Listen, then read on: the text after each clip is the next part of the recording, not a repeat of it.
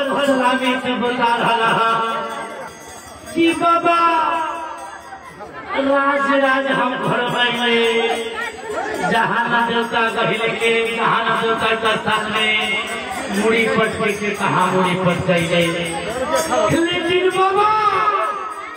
हमरा विपद के उपकार न हो रहा था घर परिवार शांति न भैया मन में से सही कुछ भैया हमरा जरूर पूछो बाबा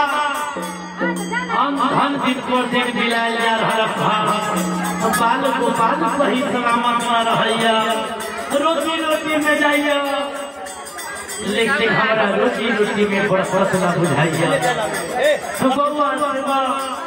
बोला बाल को बाल सही हर परिवार में शांति रखो एक से कई सोचो अनधन मछली से बखान भरो तो बउआ से बोला हमरा कैसा बोला मानर बदलियो कोई सुखन नहीं हो छौड़ा बोला है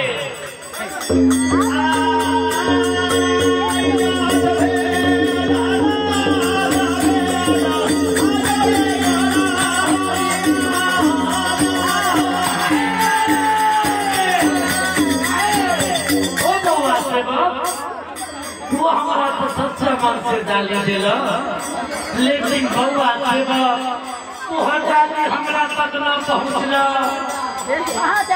बउआ सेवा जेकरा के देवता मान के ले ओहे तेरा जौरे छल भ गेला बउआ सेवा जा हमरा दरबार में आ गेला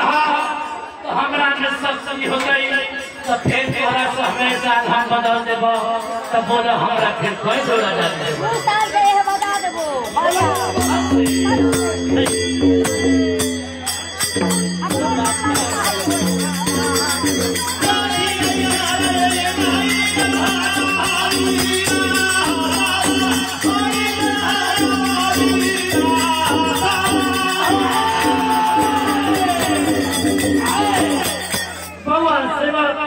खुशी मन से जल के ले जा हमरा प्रति विश्वास था तो बउआ जल के ले जा एगो लाल कपड़ा में सिक्का कसे भी मिला के रख दिया आधा के पूरा घर में कहीं पर छीट दिया घर मन से मन कबरा